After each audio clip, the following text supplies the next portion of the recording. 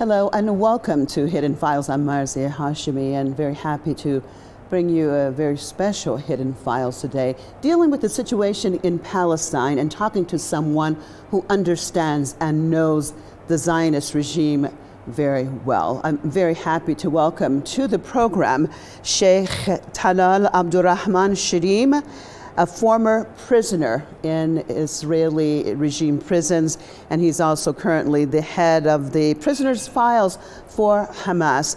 Thank you so much, Sheikh, for being with us here on Hidden Files. Now, as a former prisoner who spent 18 years in Israeli jails, how much do you value your freedom today, and how hopeful are you about the liberation of the occupied Palestinian territories? أعوذ بالله من الشيطان الرجيم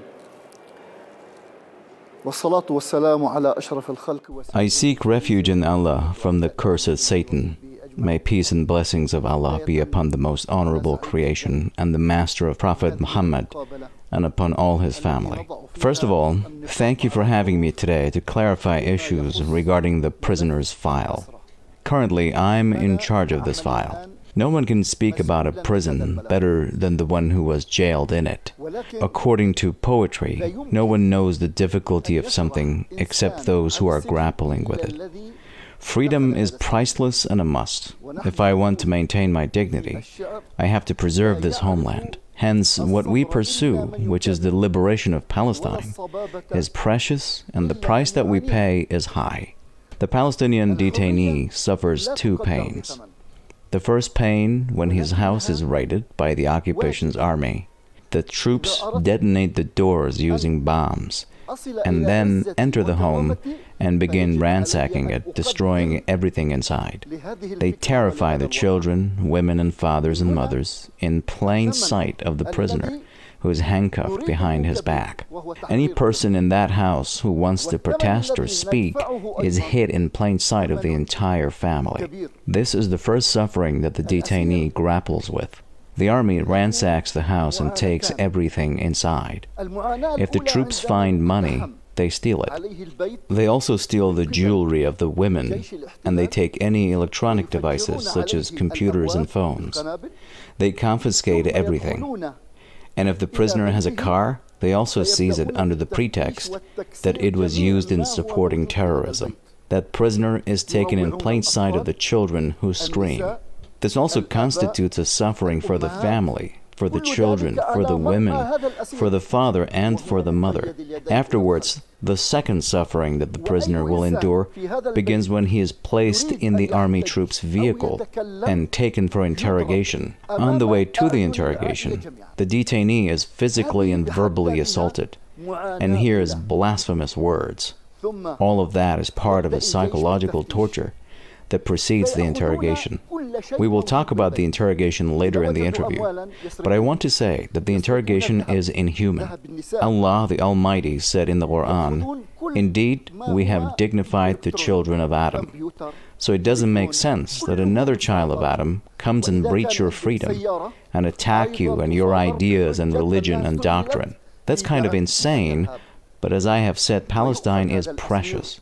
Palestine is the heart of the Arab and Muslim world, and whatever sacrifices we make, they will remain slight compared to the goal of liberating Palestine. Well,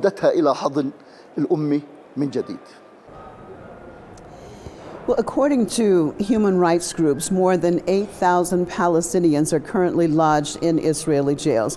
Can you share more specific details about the total number of detainees, including those arrested since October the 7th? للأسف الشديد هناك معلومات مغلوطة. Unfortunately, there is false information even among the human rights groups, the Red Cross, etc. But as a person who is in charge of that file, I will give you the accurate figures. Before October 7th, some 5,200 detainees were imprisoned, including about 450 children and minors under the age of 18 and 35 women. The rest of the detainees were men. But after October 7th, the occupation authorities launched a crazy, brutal campaign against Palestinians, arresting members of the Legislative Council, engineers, doctors, university students, general public, former prisoners, women and children. Now, the number of Palestinians held in Israeli jails exceeds 12,000. That means 7,000 more Palestinians have been detained since October 7th. That's kind of insane because about 7,000 people were detained during just 4 months. Between 7,000 and 8,000 people are also reported missing, and their whereabouts are unknown. So we're talking about a huge number of detainees and prisoners. These were the actual figures of Palestinian detainees held in Israeli jails. We often come across horrifying stories of systematic torture inside Israeli jails. Inmates electrocuted, deprived of food and sleep, denied medical care, handcuffed and assaulted, and even sexual abuse. Thus, the apartheid regime used torture as a weapon of war against Palestinians. أنا كتجربة شخصية اعتقلت 10 مرات من بداية الانتفاضة الأولى. I have been detained 10 times since the first Intifada or uprising in 1987. I was detained and released 10 times, so I have a lot of experience and have a lot to say about what takes place during the interrogations and about the horrifying stories I heard from my fellow detainees. Regarding torture, I have said that the torture starts from the moment of arrest and continues until the end of the interrogation. During the interrogation, all inhuman techniques are used, such as stripping the detainees of his clothes, with the interrogator mocking him or flirting with him as a kind of assault. But honestly, no sexual assault takes place, and I haven't heard something about that. The individual, however, could be threatened with sexual assault. The wives or sisters of some of the detainees were also detained and brought to the interrogation. There, the men were threatened with subjecting their wives or sisters to sexual abuse if they refused to make a confession. This is a method to force the detainees to speak and make a confession. Some of the detainees break down and speak up as they want their wives, sisters, or mothers to return home, and subsequently the interrogator gets what he wants. Sometimes it is the detainees who threaten the interrogators that if their wives or sisters were not freed, they would witness unprecedented things. These strong men instilled fear in the regime's authorities that later released those women who were used as tools to exert pressure on their husbands or brothers who were being interrogated. Regarding the other techniques, I personally spent a week, 7 days, sitting on a chair with my hands cuffed behind my back and my face covered. I spent 7 days without sleep and without food during the fasting month of Ramadan. They were giving us just one meal every 2 or 3 days. When I was asking for water, they were spilling water on the floor. So if you wanted to drink water, you had to drink the water spilled on the floor. These were among the interrogation techniques. There were other techniques that depended on the case or the method adopted by the interrogator. There was the good guy, bad guy technique, where one interrogator speaks nicely, kindly asking the detainee whether he has a wife and children, and speaks about releasing him and giving him money in order to encourage him to speak up. In return, there was an aggressive interrogator who was beating, insulting, and spitting on the detainee, and doing everything you can imagine. What's currently happening in Israeli jails is harsher than what happened in the U.S. detention centers of Abu Ghraib and Guantanamo Bay. I can say that they all learned from the same source how to torture and humiliate the people. There are many methods of torture in jails that require several interviews in order to address them, as each person and each charge has a certain method. Sometimes interrogations result in deaths. In Israeli jails, more than 5 were killed due to torture. They were suffocated while being handcuffed. They put a piece of cloth on the mouth of the detainee, The detainee could be suffering from a disease and the interrogator doesn't know that, and subsequently, such techniques could result in his death. Some people died during the interrogations. When I was in the Tulkarm Central Prison, one of the detainees, who was sitting next to me during the interrogation, was martyred. He died due to torture. Then, there are many methods of torture. Sometimes they even resort to Israel's Supreme Court to obtain a license to torture ruling because the interrogator doesn't want to bear the responsibility of that severe torture and wants the court to be responsible instead if that detainee dies. So they obtain a decision from the court and sit the detainee down and shake him for a long period of time, and that subsequently inflicts a brain injury on him that leaves him either dead or mentally ill. Some people die because of that method of heinous torture. What people watch on TV is nothing compared to what actually happens. You saw how they stripped scores, hundreds, and thousands of people of their clothes in front of cameras amid freezing temperatures, let alone what happens behind closed doors.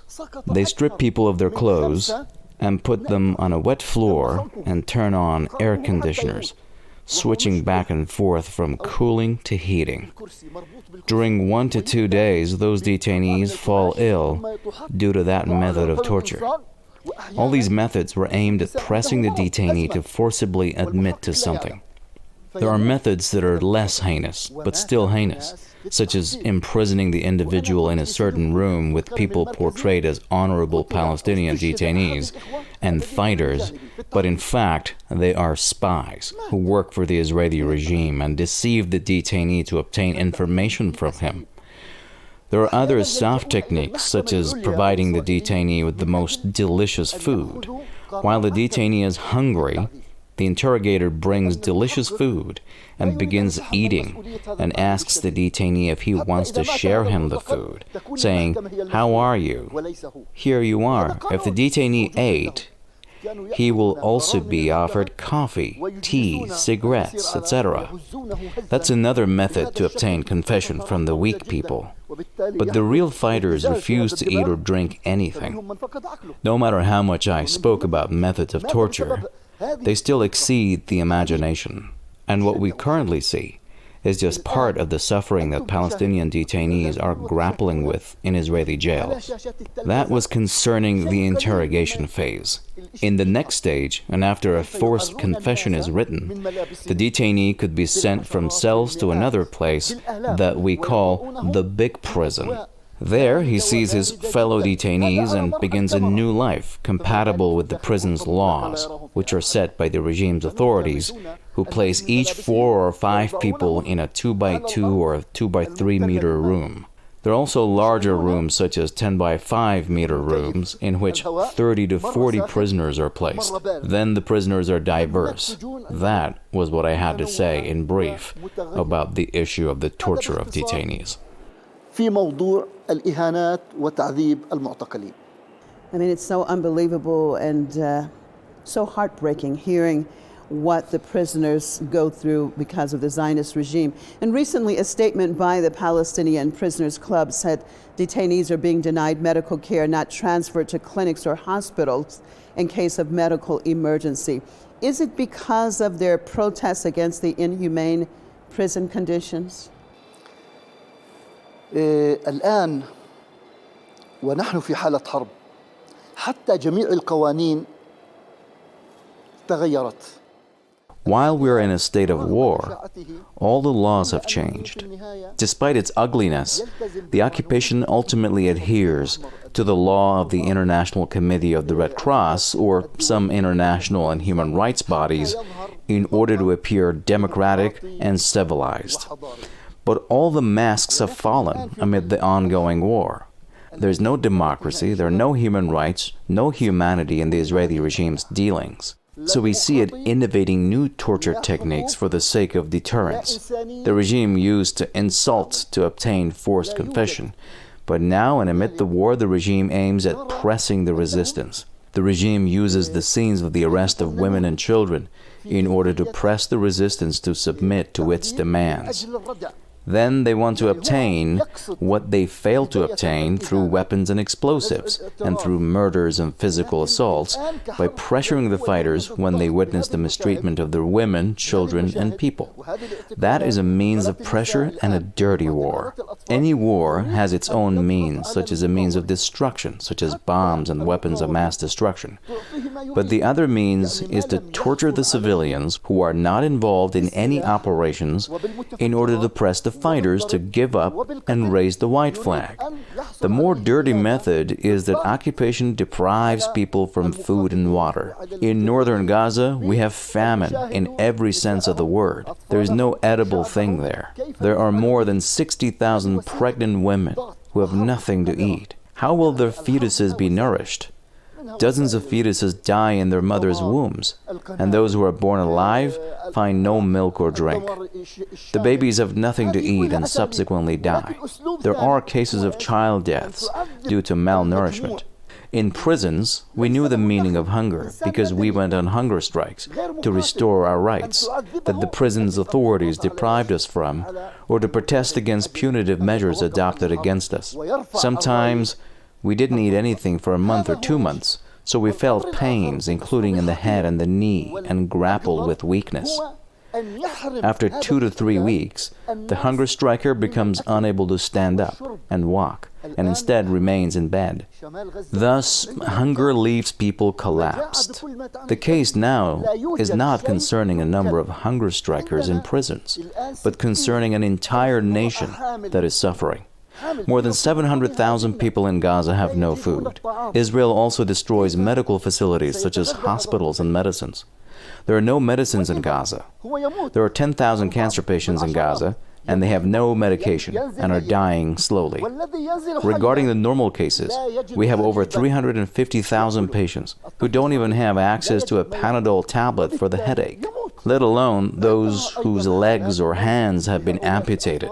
How will they be treated? Many of them see their bodies decompose, and when a decomposed part of their body is amputated, another part begins to decompose. So they cut the other part off after a week or so on. Someone told me that he buried his father in 3 phases, as his father's hand and leg were cut off during a strike on their house. So the son took them and buried them under the ground. Later, that same family was targeted in another strike that amputated his father's second leg. So the son took it and buried it in another cemetery. The father later died due to those injuries. So the son buried him for the 3rd time. Can you imagine that a person can be buried in 3 phases? Where does that happen?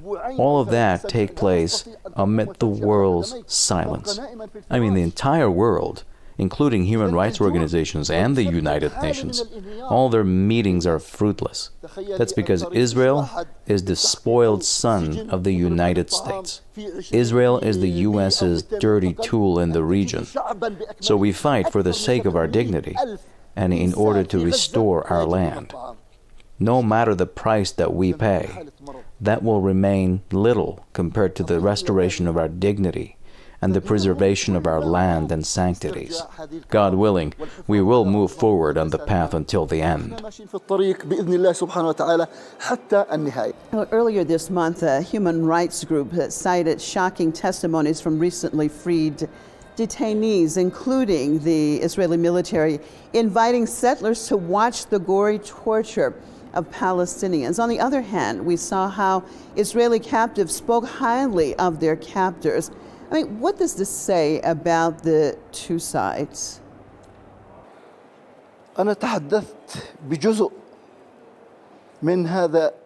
spoke about part of those scenes, but there's another tragedy.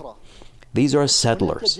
Settlers have violated the remaining part of the Palestinian land, going beyond the part granted by the world. The world gave Israel a state and gave Palestine a state, but it was not established. Day by day, settlers steal the land. The disaster is that the settlers burn and rob the houses and attack the Palestinians and do whatever they want, while the Israeli army does not move a muscle. The army sees everything. What hurts more is that the army brings those settlers to the prisons to see how Palestinian detainees are humiliated, or subsequently they boost the morale of their people and settlers through showing them the pains of the Palestinians who are held in the prisons. That's humanly unacceptable, and those people breached all the limits of humanity, and we shouldn't even call them human beings. Some reports have pointed to an alarming spike in so-called administrative detention since October 7th, mostly minors who were held without charges or without trial. How would you describe this travesty of justice? الاعتقالات تقسم إلى أقسام. The detention process is divided into several sections. I spoke about the first section, which is the interrogation and investigation into cases and operations carried out by Palestinian fighters who strive to restore their land. But there is another kind of detentions in which no interrogations take place, and subsequently the detainees are not subjected to related torture. However, they experience another kind of suffering as the detainee is imprisoned without charge or interrogation. Administrative detention is originally British. When Britain was ruling Palestine, it created administrative detentions. Later, the Israeli regime inherited that policy from the British. Under that policy, the detainee is imprisoned without a charge for 6 months that could be extended for another 6 months and later for another year and so on. Some people were jailed for 18 to 20 years under the administrative detention policy just because the regime's authorities suspected them without evidence or proof. That's the height of crime. No other part of the world uses that policy. In fact, Palestine is the sole occupied country in the world. All the countries have been liberated except Palestine. In Palestine, all inhumane laws are practiced. Many people were jailed under the administrative detentions. And that policy was not used against just 5, 10, 20, or 100 people. Before the Al-Aqsa flood operation, there were over 1,000 administrative detainees. But after Israel launched a brutal arrest campaign, the number of administrative detainees exceeded 3,000. They include doctors, engineers, ordinary people, and university students. Even minors are jailed under the administrative detention policy. I also want to mention one of the ugliest practices that I just remembered, which is the unexplained death of people in prison. Since October 7th, 11 people, including administrative detainees, died under torture. They were killed during just 4 months. Isn't that kind of insane? In return, you saw how Palestinians in Gaza treated the Israeli captives. They treated them humanely and shared their food with them, according to the Israeli captives' testimonies. We saw a released woman carrying her dog, while people in Gaza have no food. Her dog was in a good condition. So the way Israeli captives are treated differ from the way Palestinians held in Israeli jails are treated. In Palestine, the Israeli captives are treated humanely, despite the war and destruction. In the Israeli regime, which claims to be a democracy, you see the height of ignobility. At the same time, there are also heartening stories about detainees engaging in creative activities inside jails. For example, Bassem Khandanjik recently released his book, A Mask in the Color of Sky, written inside of a jail and nominated for an international prize. Where does this never say die spirit come from? أحيانا الإنسان الذي يحب الحياة ويريد Sometimes the individual who loves the life never submits to pressure and always looks for ways to develop himself and convey his message to the world, even from the prison. The big prison to which the detainee is sent after being interrogated is a school where the detainee learns from the professors who are also imprisoned. Imprisonment is an ordeal, but we turn it into a granting. Some people were illiterate when they entered prison, but they left it with college degrees. Some people memorized the Holy Quran in prison. We turned prisons into schools and universities. We reached agreements with universities in Gaza and Lebanon, and contacted them through professors who are held in these prisons. That has helped educate the Palestinians. Palestinians are by nature intellectual and love knowledge and dissemination of science. So we saw them writing books. The book that you mentioned was nominated for an international award, so its author gained fame. But there are hundreds of other people who authored books while in prison, and their books are released and just need to be interpreted into English and other languages. So we turned the ordeal into a blessing through investing in knowledge and education inside these prisons. There were 11 brothers who got a PhD degree while they were in prison. Each year, about 150 people get a master's degree, either from Gaza University, Palestine University, Jinan University in Lebanon, or other universities. So the education process is ongoing in prisons, despite the attempts of the prison authorities to prevent detainees from learning. These attempts include tearing up papers and breaking pens. We even went on hunger strikes for more than 45 days in order to obtain a book, pen, or a notebook. So we were grabbing our right to education. At some point, we even forced the regime to give us access to some specializations in Hebrew universities. They only gave some of them that access with the aim of changing their ideas. Some experts in Hebrew affairs learned Hebrew inside prison and studied in Israeli universities. The Palestinians are heroes and generous. The Palestinian nation pursues freedom and knowledge. Like other nations, we want to preserve our dignity and freedom. We are the sole country in the world that's still occupied.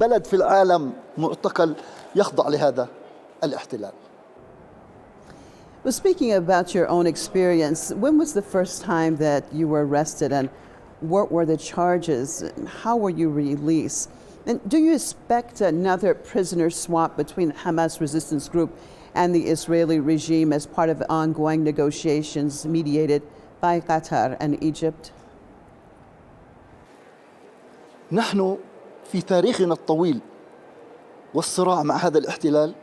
No long-sentenced and other long-term prisoners were freed during our decades-long conflict with the occupation, without deals such as Ahmed Jibril deal and Shalit deal.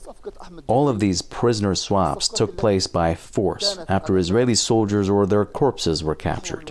One of the reasons behind the Al-Aqsa flood operation was that the resistance wanted to capture a number of soldiers in order to secure the release of some Palestinian detainees held in Israeli jails. Some Palestinian detainees have spent 45 years in jail, such as Nail Barghouti, who was first arrested when he was 17. That detainee left his wife while she was pregnant. She later gave birth to that baby boy, who grew up and who was also detained later by the Israeli regime. That boy was put beside his father in prison. Other detainees have spent 43, 30, 27, or 25 years in jail. Over 2,000 detainees have served such long prison sentences in Israeli jails.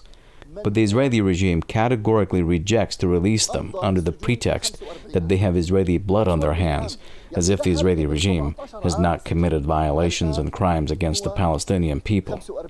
In light of this reality, these detainees can only be freed by force. Therefore, one of the reasons behind the Al-Aqsa flood operation was to capture Israeli soldiers for the purpose of conducting a prisoner swap. As far as I know, and according to media reports, more than 140 Israeli captives are currently held by the resistance in Gaza. The Israeli regime launched an attack and killed Palestinians in order to extract the captives by force. But the resistance has refused to free any captive held in Gaza unless Palestinians held in Israeli jails are freed, particularly elderly people, patients, women, and children. If they want their captives, then we want our detainees in return. Currently, negotiations are underway to reach a prisoner swap deal. Israel, by nature, always eludes. The initial framework for the deal was outlined by Israel in Paris, and we didn't intervene at all.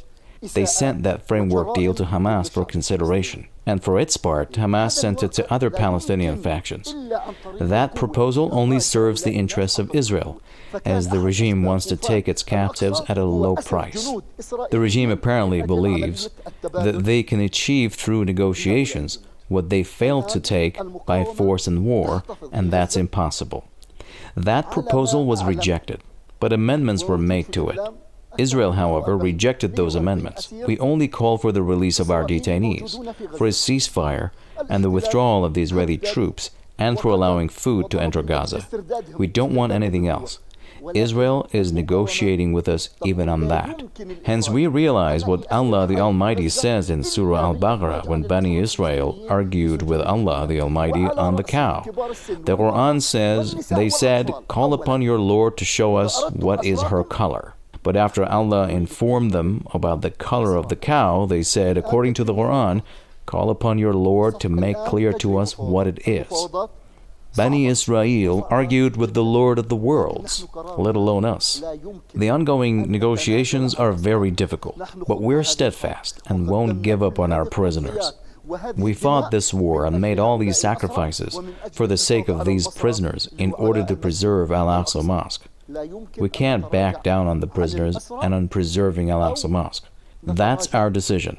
No Israeli captive will be released unless the Palestinian detainees are released.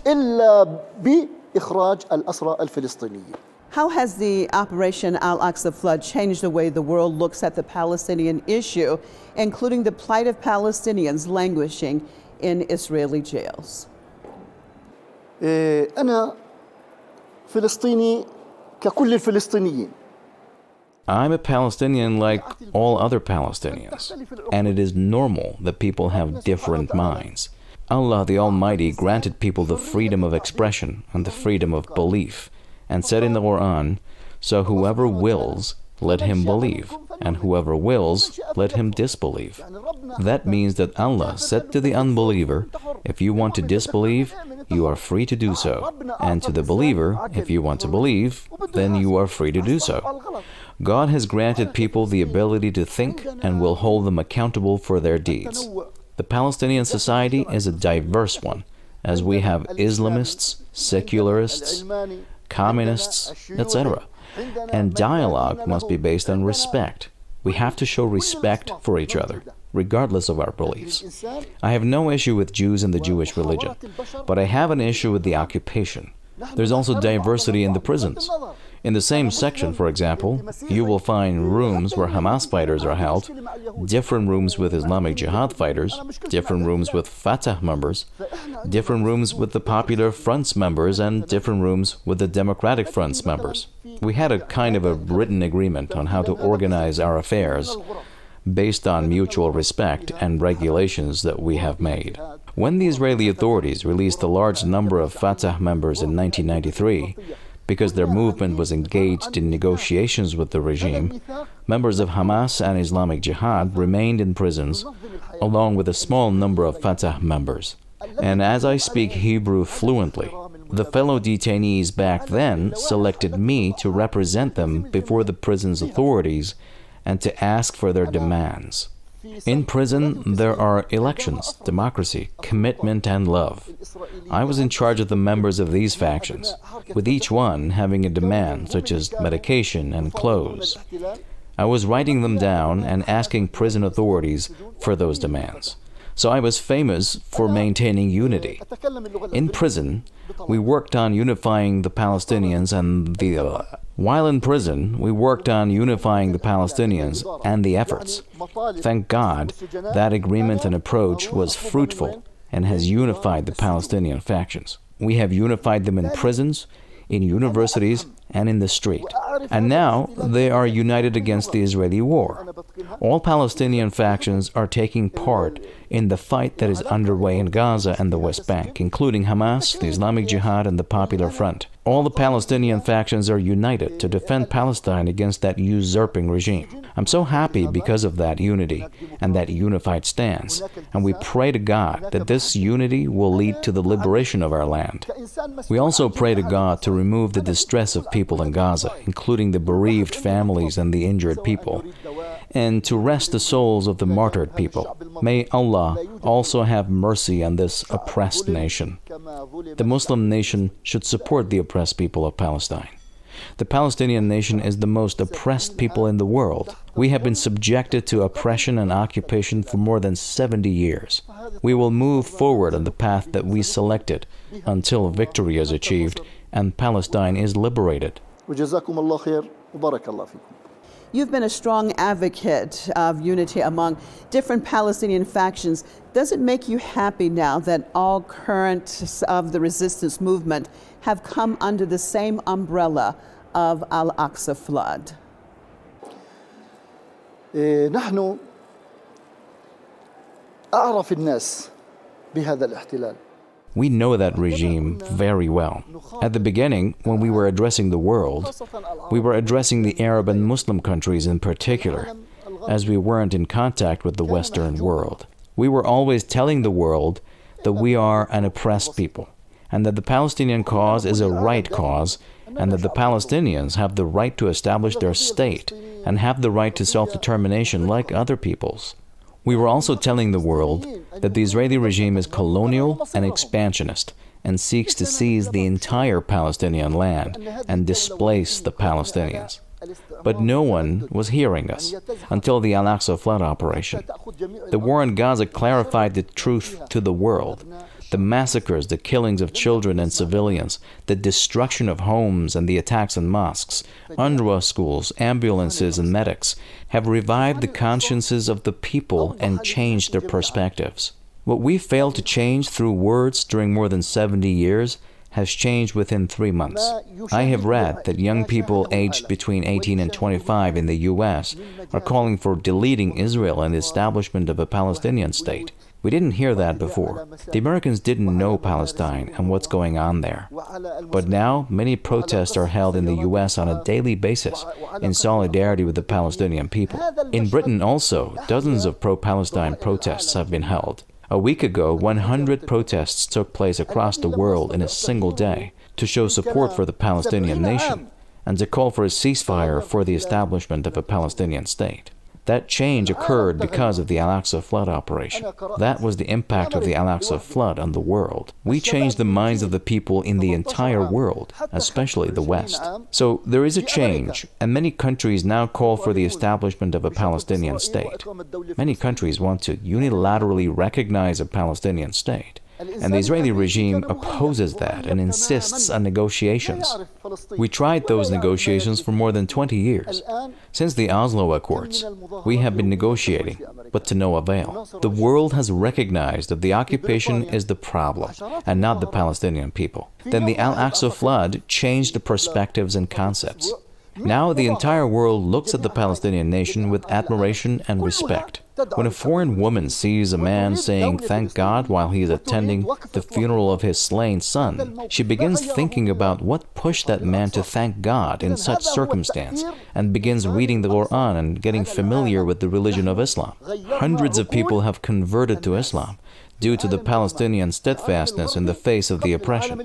Then Al-Aqsa flood changed the people's perspectives, their feelings towards the Palestinian people, and also changed their policies, with countries calling for the establishment of a Palestinian state. That didn't exist before the Al-Aqsa flood operation. So the Al-Aqsa flood operation was beneficial to the Palestinian cause.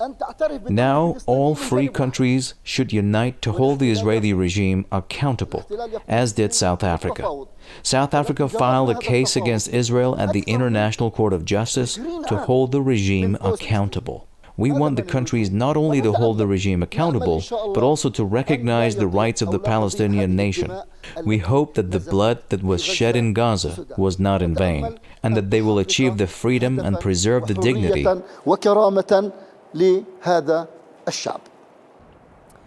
Thank you very much for being with us here on Hidden Files. Sheikh Talal Abdulrahman Sharim, a former prisoner of the Israeli regime and the head of the prisoners' files for Hamas. I appreciate you being with us. Thank you, viewers, for being with us on another Hidden Files. I'm Marzia Hashimi and hope to see you right here next time. Goodbye.